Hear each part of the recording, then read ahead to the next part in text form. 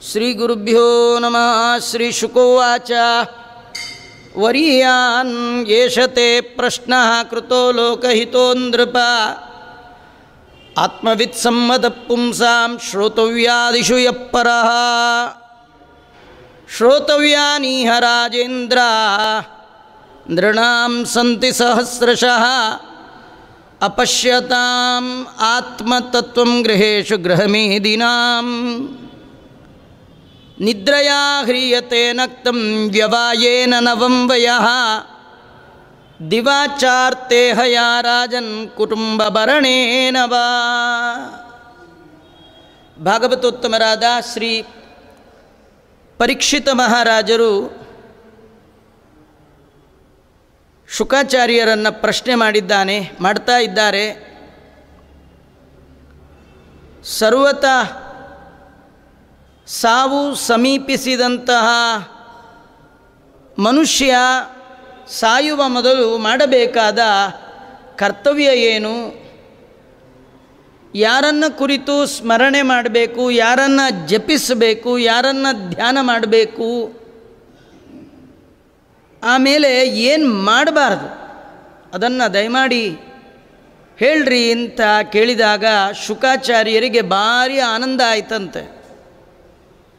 ಅವರಂತ ಇದ್ದಾರೆ, ರಾಜ ಎಂಥ ಒಳ್ಳೆ ಪ್ರಶ್ನೆ ಮಾಡಿದ್ದೀಯಾ, ಇದು ಕೇವಲ ನೀನು ಸ್ವಾರ್ಥಕ್ಕಾಗಿ ಮಾಡಿಕೊಂಡ ಪ್ರಶ್ನೆ ಅಲ್ಲ, ಇದು ಜಗತ್ತಿನ ಎಲ್ಲ ಜನರಿಗೆ ಜೀವನದಲ್ಲಿ ಬರಬೇಕಾದ ಪ್ರಶ್ನೆ. ಇದು ಸಾಯುವ ಮುಂಚೆ ನಾ ಏನು ಮಾಡಬೇಕು, ಏನು ಮಾಡಬಾರ್ದು, ನೀನು ಕೇಳುವ ಪ್ರಶ್ನೆಗೆ ಉತ್ತರ ಸಿಕ್ಕರೆ ಅದು ಜಗತ್ತಿಗೆ ಹಿತ ಅಂತಾರೆ. ನೀ ಕೇಳಿದ ಪ್ರಶ್ನೆ ಮತ್ತೆಂಥದ್ದು ಅಂದರೆ, ಯಾರು ಹೃದಯದ ಒಳಗೆ ದೇವರನ್ನು ನೋಡಿರ್ತಾರೆ ಆತ್ಮವಿದರು ಅವರೆಲ್ಲ ಸಂತೋಷ ಪಡುವಂತಹ ಪ್ರಶ್ನೆ, ಸಜ್ಜನರು ಮೆಚ್ಚುವ ಪ್ರಶ್ನೆಯನ್ನು ಮಾಡಿದ್ದೀಯ. ಅಷ್ಟೇ ಅಲ್ಲ, ಕೇಳಬೇಕಾದ್ದು ತಿಳ್ಕೊಳ್ಬೇಕಾದ್ರಲ್ಲೇ ಅತ್ಯಂತ ಉತ್ಕೃಷ್ಟವಾದ ಪ್ರಶ್ನೆ. ನಿಜವಾಗಿ ತಿಳ್ಕೊಳ್ಬೇಕಾದಂತಹ ಸಂಗತಿಗಳು ತುಂಬ ಇದೆ. ಸಹಸ್ರಶಃ ಸಂತಿ. ಮಾನವ ಜನ್ಮದಲ್ಲಿ ಮಾತ್ರ ಕೇಳುವ ಕೇಳಿ, ತಿಳಿಯುವ ತಿಳಿದು, ನಂಬುವ ನಂಬಿ ಮಾಡುವಂತಹ ಒಂದು ಯೋಗ್ಯತೆ ಅದು ಈ ಜನ್ಮದಲ್ಲಿ ಮಾತ್ರ.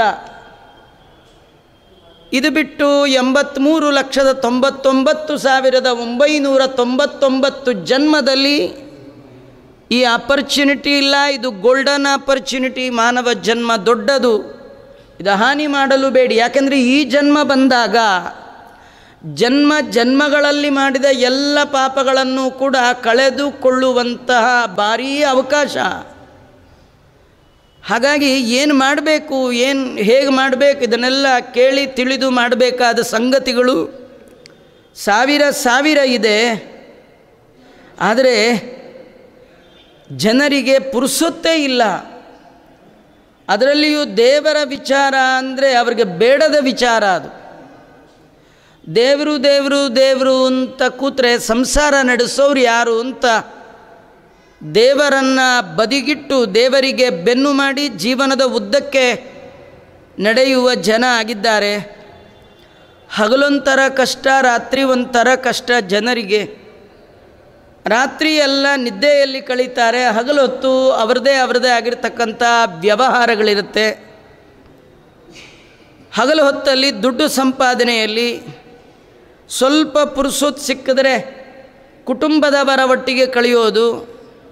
ಹೀಗೆ ಮನೆ ಮಡದಿ ಮಕ್ಕಳ ಮಧ್ಯದಲ್ಲಿದ್ದು ಮರಣವನ್ನು ಹೊಂದಿದ ಮನುಜನನ್ನು ಕಂಡಾಗಲೂ ಕೂಡ ನಾನು ಹೀಗೆ ಒಂದು ದಿನ ಹೋಗ್ತೀನಿ ಅಂತ ಅಂದ್ಕೊಳ್ಳೋದೇ ಇಲ್ಲ.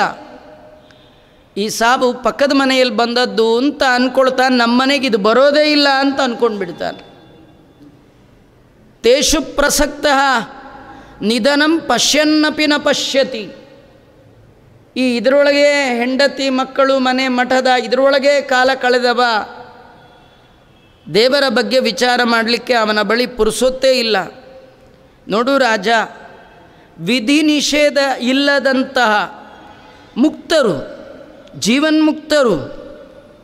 ಪ್ರಾಯೇಣ ಮುನಯೋ ರಾಜನ್ ನಿವೃತ್ತ ವಿಧಿ ನಿಷೇಧತಃ ನೈರ್ಗುಣ್ಯಸ್ಥ.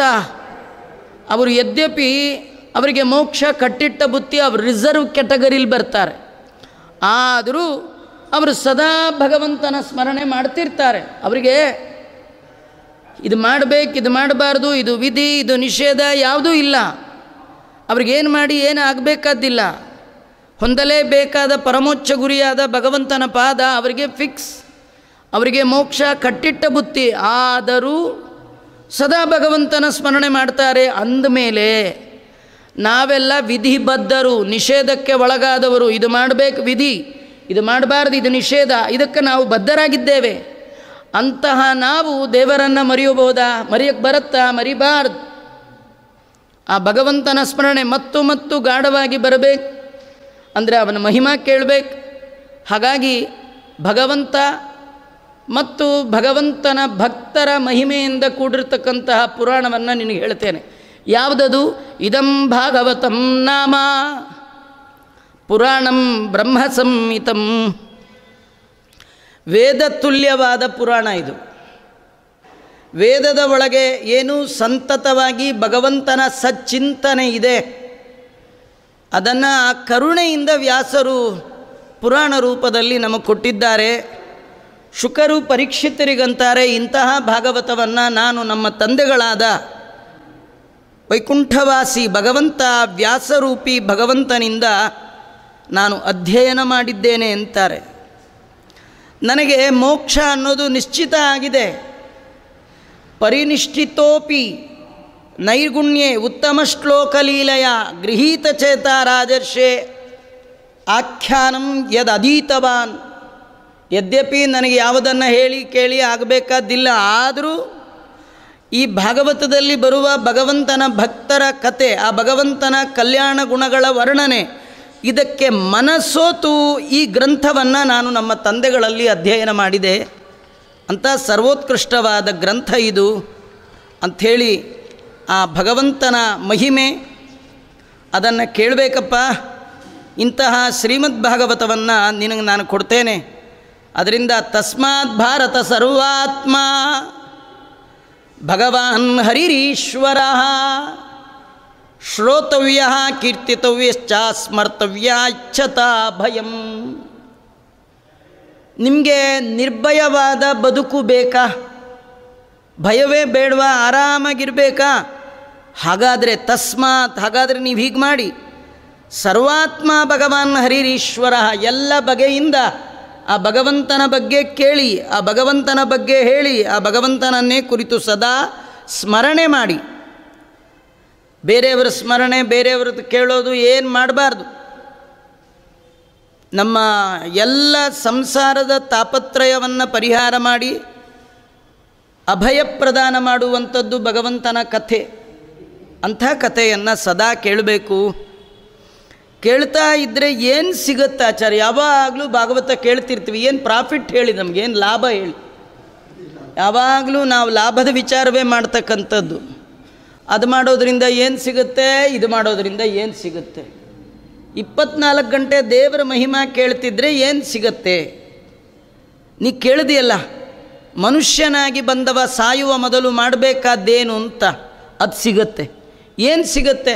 ಸಾಯೋ ಮೊದಲು ಏನು ಮಾಡಬೇಕು? ಕಡೇ ಗಳಿಗೆ ಇನ್ನೇನು ಸಾಯ್ತೀವಿ ಇಂದಾಗ ನಮ್ಮ ನಾಲಿಗೆಯಲ್ಲಿ ಆ ಭಗವಂತನ ಸ್ಮರಣೆ ಬರಬೇಕು. ಅದನ್ನು ಹೇಳ್ತಾರೆ, ಜನ್ಮ ಲಾಭ ಪರಪುಂಸ ಅಂತೆ ನಾರಾಯಣ ಸ್ಮೃತಿ. ನಮಗೆಲ್ಲ ಮರಿಬೇಕು, ದೇವರ ನೆನಪು ಮರಿಬಾರ್ದು. ನಮಗೆಲ್ಲ ನೆನಪಿರುತ್ತೆ, ಸಾಯುವಾಗ ದೇವರೊಬ್ಬನೇ ಮರ್ತು ಹೋಗ್ತಾನೆ. ಯಾಕಂದರೆ ದೇವರ ಕಥೆ ಕೇಳಿಲ್ಲ.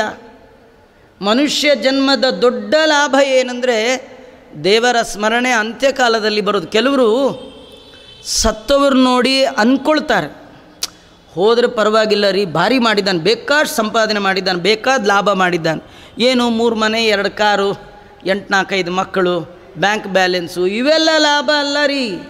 ಹಾಗಾದ್ರೆ ನಿಜವಾದ ಲಾಭ, ಜನ್ಮಕ್ಕೆ ಲಾಭ ಯಾವುದು ಅಂದರೆ ಅಂತ್ಯಕಾಲದಲ್ಲಿ ಬರುವ ಭಗವಂತನ ಸ್ಮರಣೆ. ಆಚಾರ್ಯ ಅಂತ್ಯಕಾಲದಲ್ಲಲ್ವಾ, ಈಗಿಂದಲೇ ಯಾಕೆ ಗೊಳಕೋತೀರಿ, ಈಗ ಬಿಟ್ಟುಬಿಡಿ ಅಂದರೆ ಇಲ್ಲ. ಜಗದ್ಗುರು ಮಧ್ವಾಚಾರ್ಯರು ಹೇಳ್ತಾರೆ, ಆ ಭಗವಂತನ ನಾಮಸ್ಮರಣೆ ಕಂಡರೆ ಬಾರದು, ಕಲಿತರೆ ಬಾರದು, ನಾವು ಅಂದ್ಕೊಂಡ್ರೆ ಬರೋಲ್ಲ. ಹಾಗಾದ್ರೆ ಏನು ಮಾಡಬೇಕು? ಸಂತತಂ ಚಿಂತೆಯೇನಂತಂ. ಅಂತ್ಯಕಾಲದಲ್ಲಿ ನೀವು ಮಾಡೋದಲ್ಲ, ಅವನು ಕೊಟ್ಟರೆ ಉಂಟು, ಇಲ್ಲದೇ ಇದ್ರಿಲ್ಲ. ಅವನು ಕೊಡಬೇಕು. ದಾಸರಂತಾರೆ, ಶರಣು ಹೊಕ್ಕೆನಯ್ಯ ನಿನ್ನ ಮರಣ ಸಮಯದಲ್ಲಿ ಎನ್ನ ಚರಣ ಸ್ಮರಣೆ ಕರುಣಿಸಯ್ಯ ನಾರಾಯಣ ಅಂತ ಪ್ರಾರ್ಥನೆ ಮಾಡಿದ್ದಾರೆ. ನಾರಾಯಣ ಅಖಿಲ ಗುರು ಭಗವನ್ ನಮಸ್ತೆ ಅಂತ ಕೂಗುತು. ಅದು ಜನ್ಮ ಲಾಭ. ಅದು ಮನುಷ್ಯ ಜನ್ಮ ಬಂದಾಗ ದೊಡ್ಡ ಲಾಭ ಭಗವಂತನ ನಾಮಸ್ಮರಣೆ. ಆ ಸ್ಮರಣೆ ಬರಬೇಕಾದ್ರೆ ಸಂತತಂ ಚಿಂತೆಯೇನಂತಂ, ಹರಿಭಜನೆ ಮಾಡೋ ನಿರಂತರ. ಪ್ರಾಯೇಣ ಮುನಯೋ ರಾಜನ್. ಅದರಿಂದ ಇಂತಹ ಶ್ರೀಮದ್ ಭಾಗವತವನ್ನು ಕೇಳಬೇಕು ಅಂದಾಗ ತದಹಂ ತೇ ಬಿದಾಸ್ಯಾಮಿ, ಅಂತಹ ಭಾಗವತವನ್ನು ನಾನು ನಮ್ಮ ತಂದೆಗಳಲ್ಲಿ ಏನು ಅಧ್ಯಯನ ಮಾಡಿದ್ದೇನೆ, ಭಾಗವತೋತ್ತಮನಾದ ನಿನಗೆ ಅದನ್ನು ಕೊಡ್ತೇನಪ್ಪ, ನಿನಗದನ್ನು ಉಪದೇಶ ಮಾಡ್ತೀನಪ್ಪ ಅಂದಾಗ ಪರೀಕ್ಷಿತ ಅಂತಾನೆ, ಸ್ವಾಮಿ ನೀವೇನೋ ಹೇಳ್ತೀರಿ, ನಿಮಗೆ ದೇವರ ಕತೆ ಹೇಳಲಿಕ್ಕೆ ಶುರು ಮಾಡಿಬಿಟ್ರೆ ಮೈಮೇಲೆ ಎಚ್ಚರಿಕೆ ಇಲ್ಲ, ಆಗ ಭಗವಂತನ ಕತೆ ವರ್ಣನೆ ಮಾಡ್ತೀರಿ. ಆದರೆ ನನಗಿರೋದು ಬರೀ 7 days, ಅಷ್ಟರೊಳಗೆ ಕಂಪ್ಲೀಟ್ ಮಾಡ್ತೀರಾ ಅಂತ ಕೇಳ್ದ.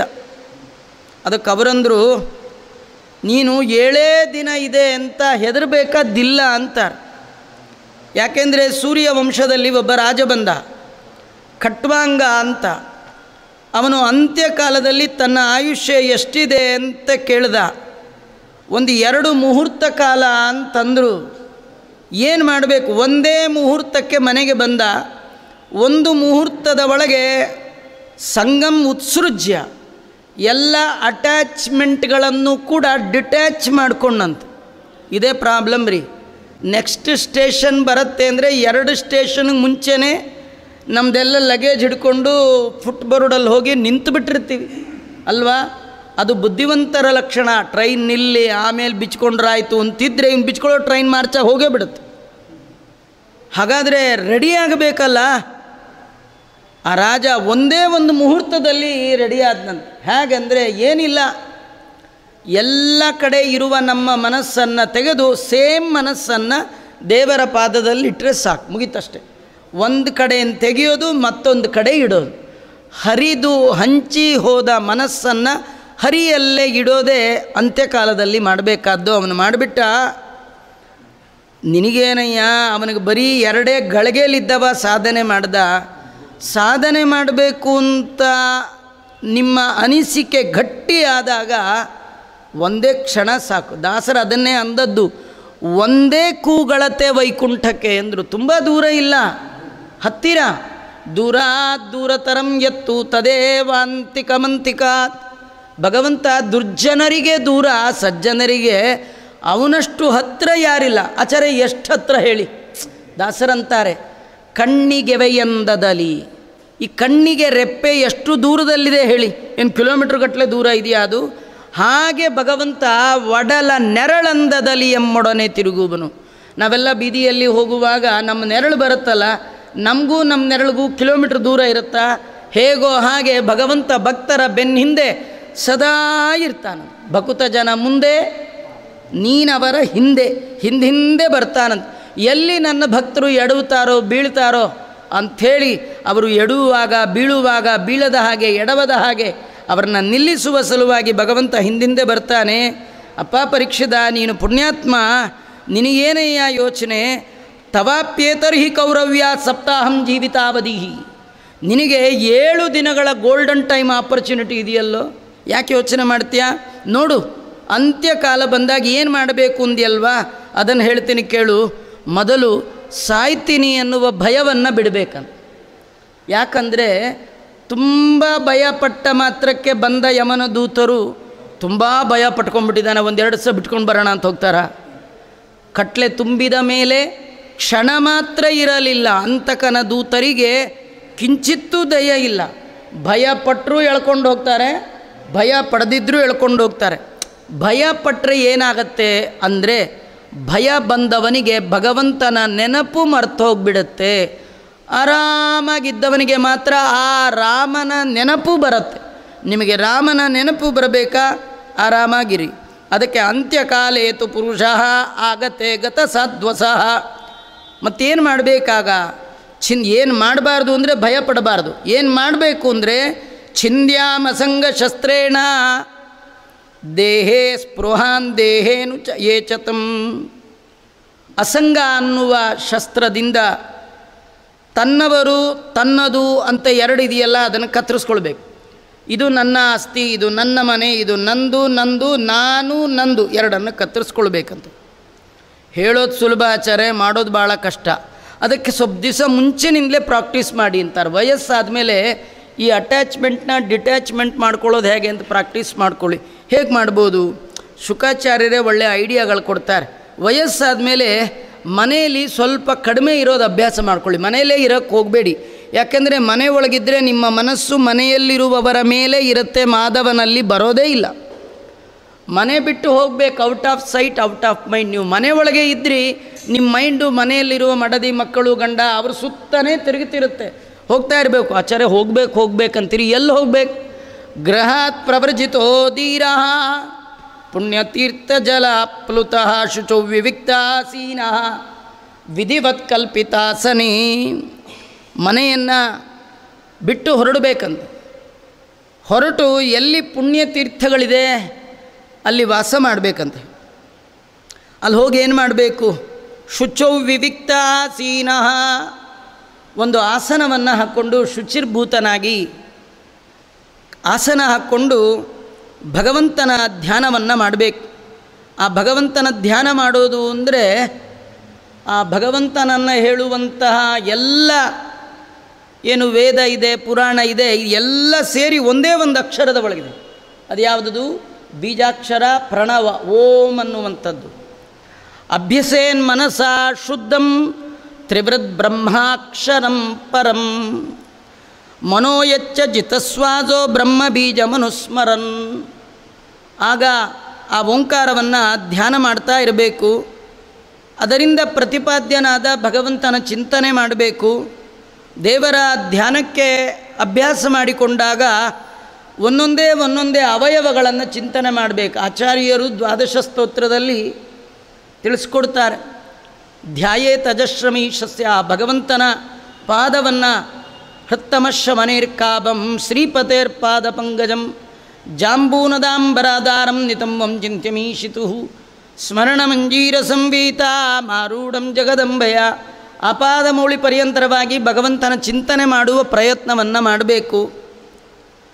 ಆಗ ದೇವರ ಸ್ಮರಣೆ ಮಾಡ್ತಾ ಮಾಡ್ತಾ ಇವನ ಮನದ ಮೈಲಿಗೆ ಎಲ್ಲ ಹೋಗುತ್ತೆ.